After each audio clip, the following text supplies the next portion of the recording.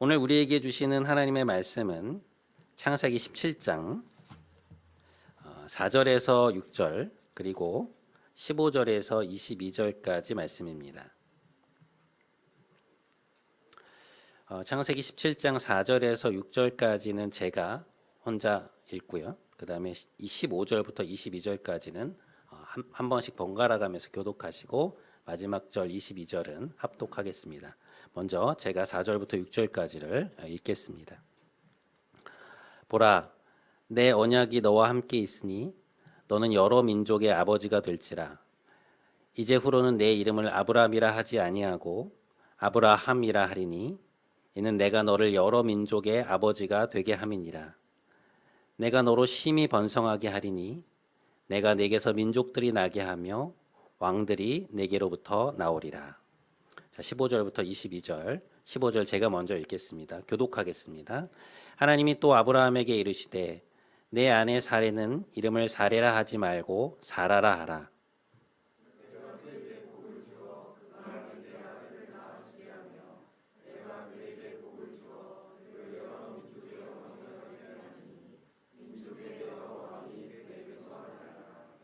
아브라함이 엎드려 웃으며 마음속으로 이르되 100세 된 사람이 어찌 자식을 낳을까?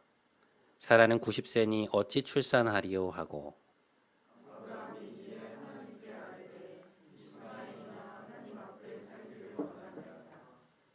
하나님이 이르시되 아니라 내 아내 사라가 내게 아들을 낳으리니 너는 그 이름을 이삭이라 하라. 내가 그와 내 언약을 세우리니 그의 후손에게 영원한 언약이 되리라.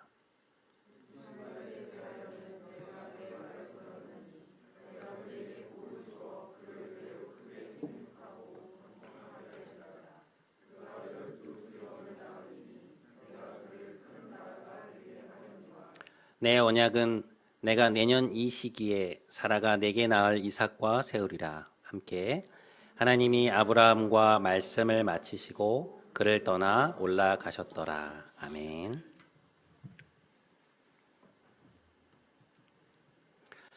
지난 시간에 우리는 아브라함을 책망하시는 하나님의 모습을 살펴보았습니다.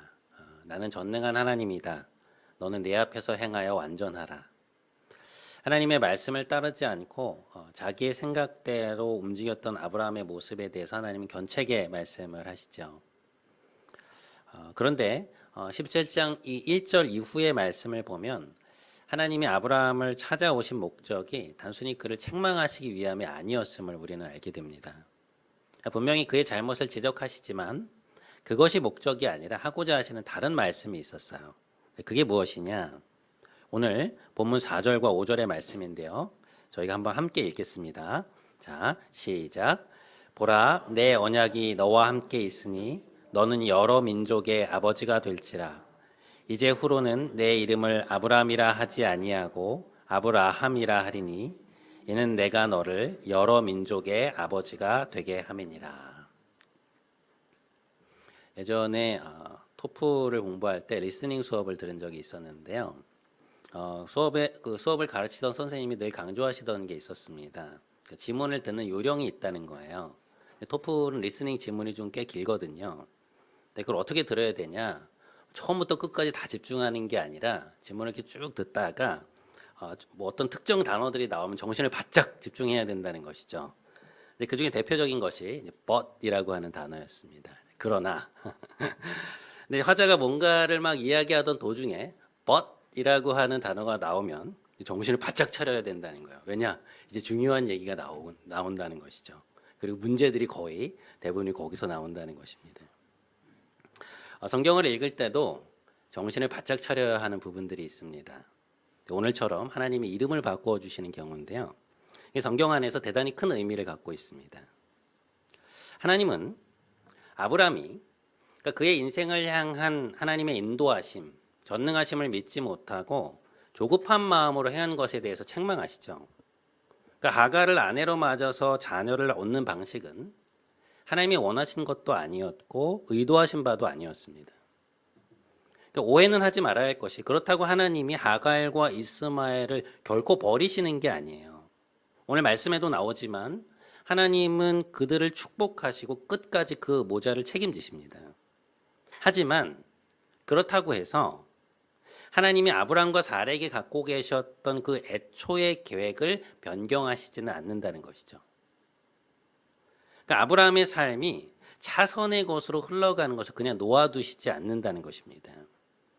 그의 이름을 아브라함에서 아브라함으로 바꾸어 주시며 그를 향한 하나님의 비전을 그래서 다시금 오늘 선포하시는 것이죠.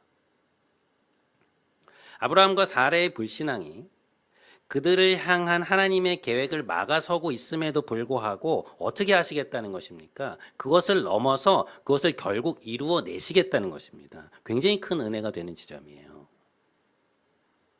여러분, 하나님은 우리의 인생을 향한 비전과 계획을 갖고 계십니다. 하나님이 이스라엘 백성을 출애굽시키셨을 때 그들을 일부러 홍해 쪽으로 인도하시거든요. 그러니까 이제 아래로 내려갔다가 다시 이렇게 돌아가게 하세요. 이유가 무엇이었느냐? 건너갈 수 없는 바다를 앞에 두고, 그러니까 뒤에서 쫓아오는 애굽의 군대를 마주하게 하심으로써 하나님이 어떤 분이신가를 그들에게 보여주시기 위함이었습니다. 그들을 광야길로 인도하신 것도 마찬가지죠. 사실 그러니까 애굽에서 가나안으로 가는 최단 루트는요, 그러니까 지중해를 이 왼쪽에 끼고 그 연안을 따라서 애굽의 동북쪽으로 이렇게 쭉 올라가는 해안길이었습니다. 이렇게 가면 채 열흘이 걸리지 않아요. 그런데 하나님은 그들을 그 길로 인도하시지 않습니다. 그 수많은 사람들을 데리고 굳이 멀리 돌아가는 광야길을 택하시는 것이죠. 시내산으로 그들을 데리고 가셔서 그들을 만나시고 하나님 백성으로서의 언약을 맺으시고요. 그분의 백성으로 살아간다는 것이 무엇인지에 대해서 충분한 설명을 하신 뒤에 그들을 가나안으로 이끄세요. 여러분, 하나님이 우리에게 계획을 갖고 계신다는 것은요, 하나님 계획의 파트너로서 우리를 부르신다는 걸 의미합니다. 그래서 성경에 보면 하나님은 항상 자신이 하시려는 일이 무엇인지에 대해서 말씀해 주세요. 아브라함도 그렇잖아요. 계속해서 말씀하시잖아요. 그래서 그 성경의 인물이나 그 공동체가 하나님이 갖고 계신 그 비전의 의미를 공유하기를 원하십니다. 그 계획의 파트너로서 그분의 비전이 무엇인지를 이해하고 우리가 머물고 있는 이 구체적인 삶의 정황 속에서 기꺼이 그 일에 동참할 수 있는 사람, 기꺼이 그 일에 동참할 수 있는 공동체가 되기를 원하시는 것이죠. 그것이 오늘 하나님이 아브라함과 사라의 이름을 바꿔주시는 이유입니다. 오늘 본문에서 눈에 띄는 것은 사라에 대한 하나님의 말씀인데요. 자, 오늘 본문 15절과 16절 말씀. 하나님이 또 아브라함에게 이르시되 내 아내 사라는 이름을 사레라 하지 말고 사라라 하라. 내가 그에게 복을 주어 그가 내게 아들을 낳아주게 하며 내가 그에게 복을 주어 그를 여러 민족의 어머니가 되게 하리니 민족의 여러 왕이 그에게서 나리라. 자, 여러분, 하나님이 사라에 대해서 뭐라고 말씀하십니까? 지금 연속으로 두 번을 반복해서 하시는 말씀이 있죠. 뭐라고 하시죠? 내가 그에게 복을 주어. 내가 사라를 축복해서 아이를 낳게 해줄 것이고 사라를 축복해서 여러 민족의 어머니가 되게 하겠다. 사라라는 이름은 여러 민족의 어머니라는 뜻이거든요. 여러분, 이게 뭔가 하면 사라가 하나님이 베푸신 언약의 당사자라고 하는 것을 명확히 밝혀주시는 장면이에요. 대단히 큰 의미가 있습니다. 사실 그동안 아브라함의 이야기를 살펴보면 그 사라는 뒤에 좀 빠져 있었잖아요. 그러니까 우리가 지난번에 살펴보았지만 사라가 자신의 목소리를 내는 것은 하갈이 등장하면서부터거든요. 이전까지는 그녀의 목소리가 나오지 않습니다. 그래서 아이러니하게도 어떤 현상이 발생하냐면 하나님과 아브라함의 이야기도 나오고 롯의 이야기도 나오고 하갈의 이야기도 나오는데 정작 이야기의 또 다른 주인공인 사라가 나타나질 않아요. 그러니까 하나님이 그녀를 만나시거나 말씀하시는 장면이 나오지가 않습니다. 생각해 보면 대단히 특이한 지점이거든요. 그러니까 오랜 세월 동안 사라는 아브라함을 통해서 들려오는 하나님의 말씀을 듣게 돼요. 근데 여러분, 사라의 입장을 한번 생각해 보세요. 고대 근동의 그 시대적 정황 속에서 여성이 직업을 가질 수도 없고 가부장적인 문화이고 대를 이어가는 책임의 상당 부분이 여성에게 부과되고 있었던 그런 상황 속에서 사라의 고민이 얼마나 컸겠습니까? 그러니까 그녀가 감정적으로 얼마나 힘들었겠어요. 그러니까 자신의 여종 하가를 남편에게 추천했던 그 심정 뒤에는 하나님이 자신을 언약의 당사자로 생각지 않으시는 것 아닌가 이런 생각도 있었을 거거든요. 그러니까 하나님은 내 남편은 중요하게 여기시지만 나는 그렇지 않은 거 아닌가. 그 하나님의 비전에서 나는 중요하지 않은 건 아닐까? 그런 생각이 그녀에게 있었을 거라고요. 그런데 오늘 하나님은 너무나도 분명하게 그녀가 아브라함과 더불어서 그 언약의 당사자라는 것을 확증해 주고 계시는 것이죠. 그러니까 너무나도 당연한 사실을 아브라함도 그렇고 사례 자신도 지금 의심을 하고 있으니까 그 부분을 명확하게 해주신 것입니다.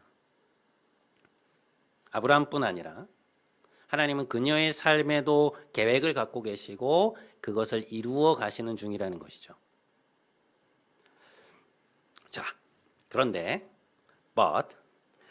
이 진지한 상황 속에서 아브라함이 하나님의 말씀을 듣고 웃습니다.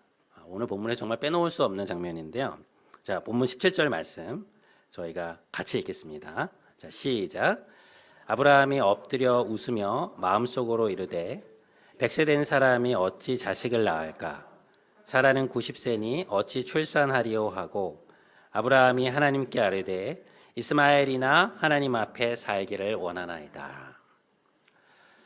하나님의 진지하고도 엄중한 말씀에 대한 아브라함의 반응은 무엇이었는가? 웃어요. 하나님의 말씀을 농담으로 여깁니다. 여러분 이게 진짜 재미있는 게 뭐냐면요. 아브라함이 지금 엎드려 있거든요. 그러니까 하나님을 경배하면서 그분의 권위를 존중한다는 의미로 땅에 이렇게 엎드려 있는데 고개를 숙이고 웃고 있는 거예요. 작년에 우리 교회가 여기 터를 잡고 나서 많은 분들이 이제 왔다 가셨는데요. 그 중에 꽤 여러분이 이제 밖에서 이 건물을 보시고서는 이제 여기가 좀 목이 좋잖아요. 단독 건물이면서도 이제 뒤에 이제 아파트 단지들도 있고 하니까요. 그리고 이제 들어오면서 보시면 알겠지만 건물 2층이 커다란 이제 교회 간판이 붙어 있으니까 얼핏 보면 우리 건물 같지 않습니까? 그래서 이제 교회를 방문하시는 분들 중에 저에게 나중에 이 건물을 사라고 하시는 분들이 꽤 있었어요. 목사님 나중에 이거 꼭 사세요. 건물 사서 밑에 지하 주차장 파고 막 몇 층 올리면 딱이겠는데 막 이렇게 말씀하시는 거예요. 근데 그 얘기를 듣는데 이 목사가 믿음이 없어서 사실 그런 이야기는 아멘으로 받아야 되잖아요. 근데 제가 자꾸 웃게 되는 거예요. 아니 지금 월세 잘 낼 수 있을까 그 걱정하고 있는데 뭐 몇십억짜리 건물 자꾸 사라고 하시니까 저도 모르게 이제 웃음이 막 나와버린 것이죠. 근데 오늘 말씀을 묵상하다가 아브라함이 하나님의 말씀을 들으면서 지금 이제 90세가 된 사라가 내년에 이제 아이를 낳게 될 것이다 이제 얘기를 들었을 때 그런 느낌 아니었을까? 몇백만 원 월세 걱정하고 있는데 내년에 이 건물이 네 건물이 될 것이다 이런 느낌의 말씀 아니었을까? 이제 그런 생각이 든 것이죠. 이게 이제 현실적으로는 불가능해 보이는 일이잖아요. 그러니까 이 다음 장인 창세기 18장에 보면 사라는 이미 아이를 낳을 수 없는 상태였습니다. 그러니까 사라의 몸이 이제는 아이를 가질 수 없는 상태였어요. 그러니까 로마서에서 이것을 사라의 태가 죽어 있었다라는 표현을 쓰고 있는데요. 근데 이걸 알고 있는 아브라함이 생각할 때 하나님이 너무 황당한 이야기를 하시니까 이제 자기도 모르게 웃어버린 것이죠. 그러니까 소위 그 말씀을 1도 진지하게 듣지 않은 것입니다. 그러자 하나님이 이렇게 말씀하세요. 오늘 본문 19절 말씀. 내 아내 사라가 내게 아들을 낳으리니 너는 그 이름을 이삭이라 하라. 내가 그와 내 언약을 세우리니 그의 후손에게 영원한 언약이 되리라. 그러니까 그러니까 이 말씀 뒤에 보면 시기도 주시거든요. 내년에 사라를 통해서 태어날 아이가 너의 상속자가 될 것인데 내가 그와 내 언약을 이어가겠다. 그러니까 그렇게 자녀에 대한 명확한 기한을 주시고요. 이삭이라는 이름까지 주십니다. 여러분 이 정도면 너무 진지하신 거잖아요. 그런데 아브라함이 이 말씀을 진지하게 받지 않아요. 그러니까 무슨 마음인지는 모르겠지만 그래서 사라에게 그 이야기를 바로 하지 않았던 것 같아요. 그래서 어떤 일이 발생하는 줄 아세요? 창세기 18장에 보면 그로부터 얼마 뒤에 하나님이 이제 아브라함의 장막을 찾아오시는 장면이 나오는데요. 이제 천사 2명과 함께 사람의 모습으로 나타나십니다. 아브라함이 그들을 손님으로 여겨서 아주 극진히 대접을 해요. 그때 하나님이 이런 말씀을 하세요. 내년 이맘때 내가 반드시 너에게 돌아오리니 내 아내 사라에게 아들이 있으리라 하시니 사라가 그 뒤 장막문에서 그것을 들었더라. 자, 지난번에 하셨던 말씀을 다시 한번 확증해 주시는 것이죠. 그런데 그 말씀을 들은 사라가 어떻게 반응하느냐? 자, 창세기 18장 12절 말씀 저희가 함께 읽겠습니다. 시작. 사라가 속으로 웃으면서 이르되 내가 노쇠하였고 내 주인도 늙었으니 내게 무슨 즐거움이 있으리요. 자, 기가 막힌 장면이 이어지고 있습니다. 부부가 번갈아 가면서 하나님의 말씀을 듣고 웃고 있어요. 저는 이 장면을 보면서 하나님의 인내가 참 대단하다는 걸 느낍니다. 여러분, 지금 이들이 웃는 게 하나님을 무시하는 거잖아요. 현실을 너무 모르신다 이런 느낌 아니에요? 근데 사라가 웃고 있는 이 시점이 언제냐면요. 하나님이 이들에게 계명을 명하신 이후예요. 그러니까 아브라함에서 아브라함으로, 사레에서 사라로 이름을 바꾸어 주셨습니다. 그리고 자기들도 서로 그렇게 불러요. 열국의 아버지, 열국의 어머니. 그런데 이들은 놀랍게도 그 계명 사건을 전혀 자신들의 이야기로 여기지 않고 있습니다. 대단히 충격적인 장면이에요. 저는 이 부분을 묵상하면서 우리의 모습을 돌아보게 되었습니다. 여러분, 우리에게도 하나님이 주신 약속들이 있죠. 예를 들면 요한복음 1장 12절 말씀, 영접하는 자, 곧 그 이름을 믿는 자들에게는 하나님의 자녀가 되는 권세를 주셨으니. 그러니까 예수님을 구원자로 인정하고 받아들이면 하나님이 우리를 그분의 자녀로 삼아주신다는 말씀이죠. 그러니까 우리의 신분이 완전히 바뀐다는 거예요. 왕이신 하나님의 자녀가 된다는 것입니다. 또 이런 약속도 있습니다. 볼지어다 내가 세상 끝날까지 너희와 항상 함께 있으리라. 하나님을 사랑하는 자, 곧 그의 뜻대로 부르심을 입은 자들에게는 모든 것이 합력하여 선을 이루느니라. 그러니까 이런 것들이 하나님이 우리에게 주신 약속들이거든요. 그러니까 아브라함만 약속을 받은 게 아니라 우리도 하나님이 주신 많은 약속들을 갖고 있습니다. 이제 문제는 무엇인가? 그러니까 우리가 흔히 생각하는 것처럼 하나님이 우리에게 주신 약속이 없다는 게 문제가 아니고요. 그 약속들이 우리의 것이 아니라고 생각하는 것이 문제입니다. 세상 끝날까지 너희와 항상 함께 있으리라. 너무 좋은 말씀인데 삶의 현장으로 들어가면 이 치열한 세상 속에서 홀로 남겨질 것처럼 두려울 때가 너무 많죠. 그러니까 이 말씀이 내 삶의 구체적인 정황 속에서 나에게 힘을 발휘하지 못하고 있는 거예요. 하나님의 뜻대로 부르심을 입은 자들에게는 모든 것이 합력하여 선을 이루느니라. 너무 좋은 얘기죠. 근데 문제는 무엇입니까? 이 말씀이 지금 나의 삶에서도 그러하다고 믿는가? 지금 내가 겪고 있는 이 일, 내 자녀가 겪고 있는 이 일도 결국에는 그렇게 바뀔 것이라고 믿는가? 그렇지 않을 때가 너무 많다는 것이죠. 지금 웅덩이에 빠져 있거나 내 발이 미끄러져 넘어져 있는데 우리는 그것이 우리 이야기의 끝일 수도 있다는 생각에 한없이 좌절할 때가 많습니다. 분명 약속은 갖고 있고 그것이 우리 안에서 들려지고는 있는데 정작 나와는 상관이 없다고 생각하는 것이죠. 제가 오늘 본문을 묵상하면서 저에게 굉장히 깊이 다가왔던 부분은 뭐냐면 그런 그들을 향한 하나님의 반응이에요. 아브라함과 사라의 이러한 반응에도 불구하고 하나님은 어떻게 하시느냐? 그들을 향해 갖고 계셨던 그 애초의 비전을 결국에 이루어 가세요. 이사야 55장에 보면 하나님 이런 말씀하십니다. 비와 눈이 하늘에서 내려 싹이 돋아 열매를 맺게 하고 씨 뿌리는 사람에게 씨앗을 주고 사람에게 먹거리를 주고 나서야 근원으로 돌아가는 것처럼 내 입에서 나가는 말도 내가 뜻하는 바를 이루고 나서야 나에게로 돌아올 것이다. 여러분 아브라함의 삶을 보잖아요. 하나님이 그의 삶에 부여하신 독특성이 있어요. 이 사실 대단히 특이한 케이스입니다. 그러니까 자녀, 후손, 땅에 대한 약속을 끊임없이 주시면서 무려 25년을 기다리게 하시잖아요. 이게 말이 안 되는 거거든요. 당장 막 아이를 주실 것처럼 해가지고 가나안에 데려오시고서는 그 오랜 시간을 기다리게 하시는 것이 결코 평범한 것이 아닙니다. 그러니까 이걸 어떤 관점에서 바라봐야 되냐면 하나님 백성의 원형, 믿음의 조상으로서 하나님이 아브라함과 사레의 삶에 부여하신 독특성이 있다는 거예요. 그러니까 그들의 삶은 그들의 이야기로 끝나는 것이 아니라 그 이후에 나타날 수많은 믿음의 후손들에게 하나님이 누구이신지를 보여주는 구속사적인 목적이 있어요. 그들이 삶에 갖고 있는 구속사적인 특징이 있다는 것입니다. 독특성이 있다는 거예요. 그래서 그들의 삶을 바라볼 때 이 부분을 배제시키면 안 돼요. 그러면 그들의 삶이 이해되지 않습니다.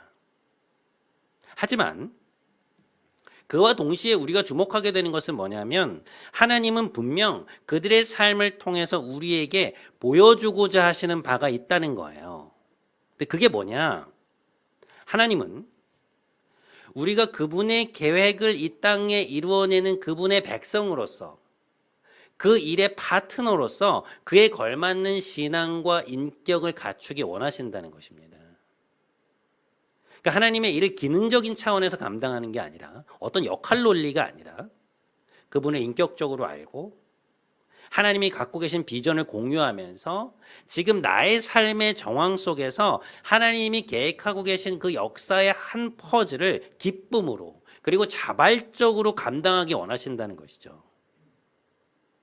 그런 맥락에서 하나님은 때로 우리에게 인내와 훈련을 요구하시기도 하고 우리의 반응을 기다리시면서 때로는 우리를 설득하시고 때로는 책망하시고 때로는 우리의 삶을 바로잡으시는 그런 모습을 보여주시는 것입니다. 그러니까 우리와의 그 씨름을 통해서 하나님의 자녀인 우리가 그분의 비전을 공유하고 복음의 영광을 우리의 삶 속에 드러내고자 하는 복음의 담지자로 빚어져 가기를 원하신다는 거예요. 예레미야 18장에 보면 선지자 예레미야가 토기장이의 집으로 내려가는 장면이 나옵니다. 그러니까 예전에는 여러분 마을마다 그러니까 필요한 그릇들을 주문을 통해서 만들어주는 그런 토기장이들이 있었잖아요. 근데 예레미야가 그의 집으로 내려가라고 하신 하나님의 말씀을 듣고 이제 내려가는 거예요. 근데 가서 보니까 토기장이가 이제 농로에서 일을 하고 있었는데요. 빚어진 진흙을 이 판에 놓고 이걸 이렇게 돌리면서 손으로 그 그릇 모양을 만들어 나가는 것이죠. 근데 모양이 만들어지면 그걸 갖다가 이제 굽기만 하면 되는 것 아닙니까? 근데 예레미야가 거기서 뭘 보게 되냐면 이 토기장이가 그릇을 만들다가 이제 뭐가 잘못되어서 이제 그 진흙이 터져버리거나 아니면 애초에 자신이 생각했던 그 모양이 나오지 않으면 그냥 적당히 마무리 짓고 그걸 그냥 굽는 게 아니라 처음부터 다시 시작하더라는 것이죠. 그러니까 반죽을 다시 주물러서 자기가 원하는 모양이 나올 때까지 그러니까 애초에 자신이 생각했던 그 모양이 나올 때까지 계속해서 그 작업을 반복하는 모습을 보게 된 것입니다. 그 장면을 집중해서 보고 있었던 그때 하나님의 말씀이 예레미야에게 임해요. 하나님 이렇게 말씀하십니다. 여호와의 말씀이니라 이스라엘 족속아 이 토기장이가 하는 것 같이 내가 능히 너희에게 행하지 못하겠느냐. 이스라엘 족속아 진흙이 토기장이의 손에 있음 같이 너희가 내 손에 있느니라. 예레미야 시대의 이스라엘 백성들은 하나님을 온전히 쫓지 않았거든요. 끊임없이 우상에게 눈을 돌리고 자신들의 마음에 좋은 걸 추구합니다. 하나님 백성으로서의 소명과 삶을 거의 잃어버린 상태였어요. 그런데 하나님 포기하지 않으세요. 끊임없이 그들에게 말씀하시고 때론 논쟁하시고 설득하시고 반문하시면서 그들에게 도전하세요. 그러니까 그들의 불신앙에도 불구하고 그들을 하나님의 백성, 자신의 백성으로 빚어내는 그 씨름을 계속해서 하십니다. 오늘 이 하나님의 말씀을 듣고 웃어버리는 사라에게 하나님 이렇게 말씀하세요. 사라가 왜 웃으며 이르기를 내가 늙었거늘 어떻게 아들을 낳으리요 하느냐. 나에게 능치 못한 일이 있겠느냐. 기한이 이를 때 내가 내게로 돌아오리니 사라에게 아들이 있으리라. 사라가 두려워서 부인하여 이르되 내가 웃지 아니하였나이다. 이르시되 아니라 내가 웃었느니라. 자, 이 웃지 못할 장면 속에서 하나님이 하시려는 것은 무엇인가? 그러니까 사라가 웃었다는 것을 증명하시려는 것이 아닙니다. 그녀를 추궁하시는 게 아니에요. 사라가 머물고 있는 믿음의 현 주소를 보여주시는 것입니다. 그러니까 하나님에 대한 그녀의 믿음이 얼마나 적은가. 그것을 직면케 하시면서 말씀하시는 것이죠. 나에게 능하지 못한 일이 있겠느냐. 여러분 지난 시간에 아브라함에게 하나님이 나는 전능한 하나님이다 이렇게 말씀하시잖아요. 그것을 다시금 환기시키시는 것입니다. 여러분 이삭이라고 하는 그 말의 뜻이 뭔지 아세요? 그가 웃다라는 뜻이에요. 그녀가 웃다. 그러니까 여러분 부모가 자녀의 이름을 얼마나 많이 부릅니까? 아브라함과 사라에게 이삭이라는 이름은 그 아이의 이름을 부를 때마다 자신들이 하나님의 말씀을 믿지 않고 웃었던 그 불신앙을 끊임없이 생각나게 했을 것이고 동시에 그 모든 상황에도 불구하고 사라의 태가 죽어 있었음에도 불구하고 결국에는 약속하신 바를 이루어내시는 하나님의 전능하심과 그분의 신실하심에 대한 살아있는 증거로 그들에게 다가왔을 거예요. 자, 이 시점에서 우리는 이런 질문을 던지게 되죠. 왜 하나님은 굳이 이런 방식으로 그들의 기도 제목을 풀어가신 것일까? 왜 적당한 때에 좋게 응답하심으로써 그들의 신앙도 격려해 주시고 서로 기분 좋은 방식으로 일하지 않으셨을까? 충분히 그러실 수 있는 거잖아요. 근데 이 질문에 대한 답을 하는 데 있어서 우리는 그들의 삶이 갖고 있는 그 독특성과 일반성을 동시에 고려해야 합니다. 왜 하나님은 그들에게 그런 방식으로 일하셨을까?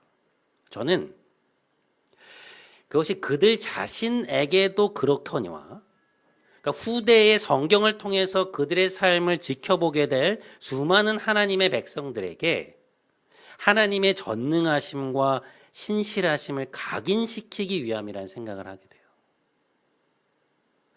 여러분 우리는 망각의 존재죠. 아무리 하나님을 경험해도 자꾸만 잊어버립니다. 그런데 잊어버린다는 것은 뭐냐면요. 그 사건의 영향력이 나에게서 점점 희미해지고 사라져간다는 걸 말해요. 그러니까 더 이상 그것이 나의 삶을 뒤흔들거나 푸시하지 않는다는 거예요. 거기에는 변화가 없습니다. 하지만 그러니까 오래도록 바라던 일이 극적으로 이루어졌을 때 그러니까 그것에 대한 우리의 무력함을 절감하고 이건 하나님이 하시지 않으면 안 된다. 만일 이 일이 해결된다면 그것은 결코 나의 어떠함에서 나온 게 아니라는 걸 뼈저리게 절감한 뒤에 응답받는 기도 제목들은요. 우리의 뇌리에 각인이 됩니다. 그런 일을 한번 겪고 나잖아요. 그러면 우리의 마음이 정말 겸손해지고 하나님에 대한 신뢰가 한층 깊어지는 걸 볼 수 있어요. 여호와께 능치 못한 일이 있겠느냐. 나는 전능한 하나님이다. 아브라함이 99세, 사라가 90세에 아이를 갖게 되고 이삭을 낳게 된 일처럼 하나님의 전능하심을 보여주는 일이 그들의 삶에 또 어디 있었겠습니까? 여러분 그냥 그 사건으로 다 설명이 되는 거 아니에요? 아브라함과 사라는 그 일을 통해 그 일을 겪으면서 지금은 자녀가 한 명이지만 정말로 하나님이 자신들의 후손이 하늘의 별처럼 바닷가의 모래처럼 많게 하셔서 후대 이 가나안 땅에서 그들이 하나님의 백성으로 살아가게 될 것을 진심으로 믿게 되었을 거예요. 하나님의 비전이 결국 그들의 비전이 된 것이죠. 그 소망이 그들로 하여금 가나안에 자신의 소유로 된 땅 한 평은 없었지만 마지막까지 그 삶의 자리를 인내케 하고 자신들에게 주어진 소명의 길을 꿋꿋이 걸어가게 만든 비결이었을 거예요.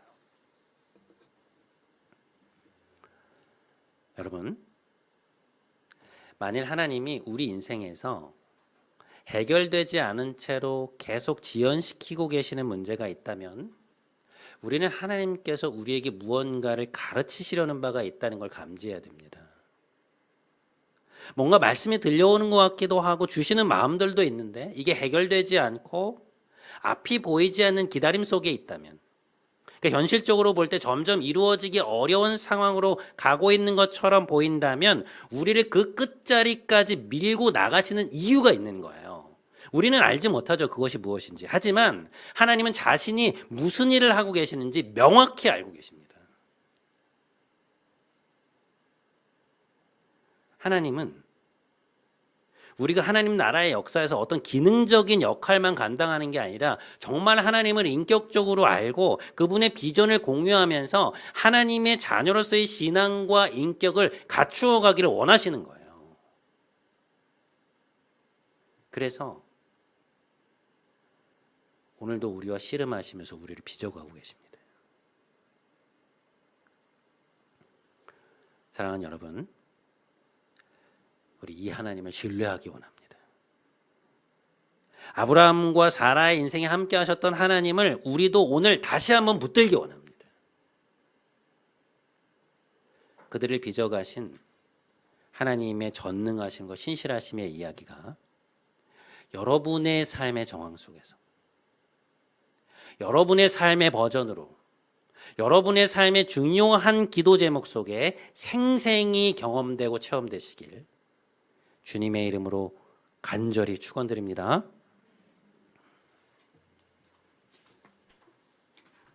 이 시간 우리 함께 찬양했으면 좋겠습니다. 전능하신 나의 주 하나님은 이라는 찬양인데 우리 조명 좀 꺼주시겠어요? 네. 하나님은 능치 못하실 일이 전혀 없다고, 우리의 모든 간구와 우리 모든 생각도, 우리의 모든 꿈과 모든 소망도 하나님 그 모든 것을 바꾸실 수 있고 이루실 수 있다고 가사는 고백하고 있습니다. 우리 이 하나님, 전능하신 하나님, 신실하신 하나님을 좀 찬양하기 원합니다. 우리 그 마음 가지고 함께 찬양하며 나아가겠습니다.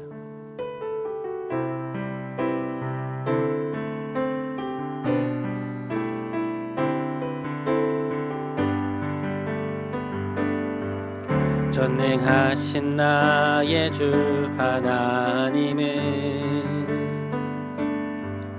능치 못하실 일 전혀 없네. 우리의 모든 간구도, 우리의 모든 생각도, 우리의 모든 꿈과 모든 소망도 신실하신 나의 주 하나님은 우리의 모든 괴로움 바꿀 수 있네. 불가능한 일 행하시고 죽은 자를 일으키시니 그를 이길 자 아무도 없네. 주의 말씀 의지하여 깊은 곳에 금을 던져 오늘 그가 놀라운 일을 이루시는 것 보라. 주의 말씀 의지하여 믿음으로 금을 던져 믿는 자에게 능치 못함 없는 주의 말씀, 주의 말씀 의지하여 깊은 곳에 금을 던져 오늘 그가 놀라운 일을 이루시는 것 보라. 주의 말씀 의지하여 믿음으로 금을 던져 믿는 자에게 능치 못함 없네. 여러분, 하나님은 오늘 우리에게 말씀하십니다. 나에게 능치 못한 일이 있겠느냐? 여호와께 능치 못한 일이 있겠느냐? 나는 전능한 하나님이다. 여러분, 내년에 아이가 태어날 것이라는 하나님의 말씀을 듣고 웃음으로 반응했던 아브라함과 사라의 모습이 혹시 오늘 우리의 모습은 아닌가요? 열국의 아버지, 열국의 어머니라는 이름을 받았지만 그 약속이 자신들과는 아무런 상관없는 이야기였던 그들의 모습이 혹시 오늘 우리의 모습은 아닙니까? 이 시간 우리의 모습을 좀 돌아보기 원합니다. 요즘 여러분 하나님 앞에 어떤 태도로 서 계십니까? 요즘 하나님을 대하는 여러분의 내면의 태도는 어떤가요? 신뢰와 믿음입니까? 아니면 불신과 염려 혹은 냉소입니까? 우리 이걸 생각하면서 함께 좀 하나님 앞에 나아가도록 하겠습니다. 함께 기도하겠습니다. 하나님 아버지, 오늘 아브라함의 이야기를 통해서 우리에게 말씀하여 주시니 감사합니다. 여호와께 능치 못한 일이 있겠느냐? 나는 전능한 하나님이라고 말씀하시는 하나님 앞에 자꾸만 우리는 하나님의 능력을 믿지 못하지, 믿음으로 그물을 깊은 곳으로 던지지 못하고 하나님 어떤 상황에 밀려서 우리 연약함에 밀려서 우리 죄에 밀려서 뒤로 물러날 때가 많이 있습니다. 하나님 앞에 의심하지 아니하고 나아가야 할 때 하나님 나아가지 못하는 것들 너무나 많이 보게 됩니다. 주님, 우리를 불쌍히 여겨주시옵소서. 하나님께서 행하시는 그 모든 일들 속에 믿음과 담대함으로 나아갈 수 있게 하여 주시옵소서. 걱정과 염려와 나의 연약함을 바라보면서, 나의 어떤 것을 바라보면서 그 속으로 빠져들지 않게 하여 주시고, 하나님의 약속을 붙들고 하나님 우리에게 해주시는 그 말씀들을 붙들고 앞으로 나아갈 수 있도록 주님 은혜를 베풀어 주시기를 원합니다. 주님, 우리와 함께 하여 주옵소서. 주님, 이끌어 주옵소서. 사랑하는 여러분, 하나님은 자신이 무슨 일을 하고 계시는지 명확히 알고 계십니다. 하나님은 우리의 인생을 향한 계획을 갖고 계시고 우리의 연약함과 불신앙에도 불구하고 결국에는 그것을 이루어 가실 것입니다. 이 시간 함께 기도했으면 좋겠습니다. 하나님, 저를 빚어가 주십시오.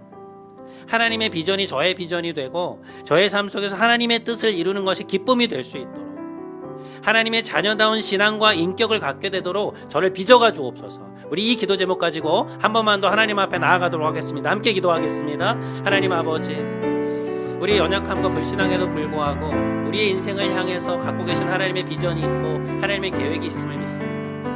하나님, 너무 많이 무너질 때가 있습니다. 너무 많이 무너지고 너무 많이 하나님 앞에서 사랑하고 죄악된 모습으로 살아가고 믿지 못하여서 불신앙하여서 우리 연약함 때문에 하나님 넘어질 때가 너무 많습니다. 주님, 우리를 불쌍히 여겨 주옵소서.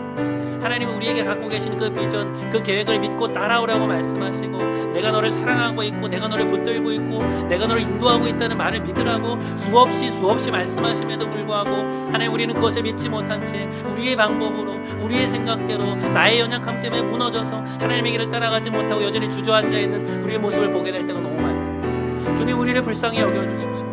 그러나 우리의 불신앙과 우리의 연약함이 하나님의 계획을 가로막고 있는 것처럼 보이는 그것이 결코 우리 인생을 향한 하나님의 계획을 가로막지 못함을, 결코 우리 인생을 향한 하나님의 그 최선의 인도하심을 가로막지 못할 것임을 믿음으로 고백하며 나아가오니 주님, 우리와 함께하여 주옵소서. 우리를 빚어가 주십시오. 우리를 빚어가 주십시오. 우리에게 말씀하여 주십시오. 우리를 정말 하나님 앞에 세워주십시오. 하나님이 원하시는 모양으로 하나님의 자녀다운 인격과 신앙을 갖춘 이들로 주님, 우리를 만들어 주시옵소서. 우리 연약함에 빠져있지 않게 하여 주시고 하나님을 붙들고 다시 주저있는 자리에서, 앉아있던 자리에서 일어날 수 있도록 주님, 우리와 함께 하여 주시옵소서. 이 자리에 머물러 있지 않게 하여 주시고 하나님을 붙들고 다시 앞으로 나아갈 수 있도록, 다시금 믿음의 걸음을 걸어갈 수 있도록 우리의 손과 발에 힘을 허락하여 주시옵소서. 주님, 우리와 함께 하소서. 우리와 함께 하소서. 전능하신 하나님을 붙들며 나아가오니 주님, 우리에게 대한 주님의 계획을 이루소서. 주님의 비전을 이루소서. 주님, 우리와 함께 하소서.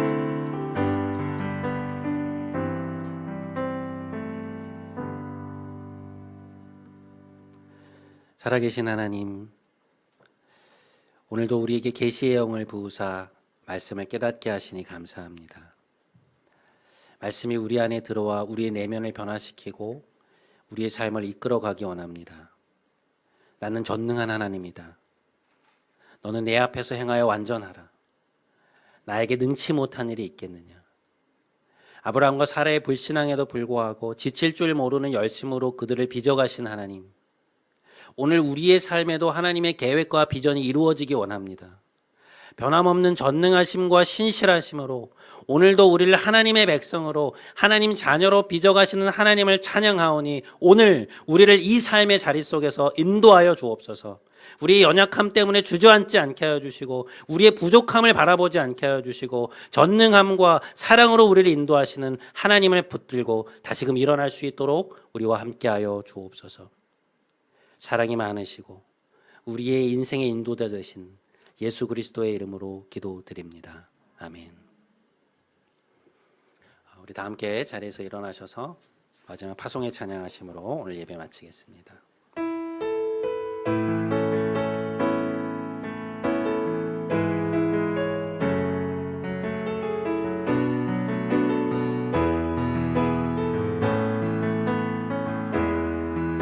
우리에겐 소원이 하나 있네. 주님 다시 오실 그날까지 우리 가슴에 새긴 주의 십자가 사랑 나의 교회를 사랑케 하네. 주의 교회를 향한 우리 마음 희생과 포기와 가난과 고난 하물며 죽음조차 우릴 막을 수 없네. 우리 교회는 이 땅의 희망 교회를 교회되게 예배되게 우릴 사용하소서. 진정한 부흥의 날 오늘 임하도록 우릴 사용하소. 교회를 교회되게 예배되게 우릴 사용하소서. 진정한 부흥의 날 오늘 임하도록 우릴 사용하소서.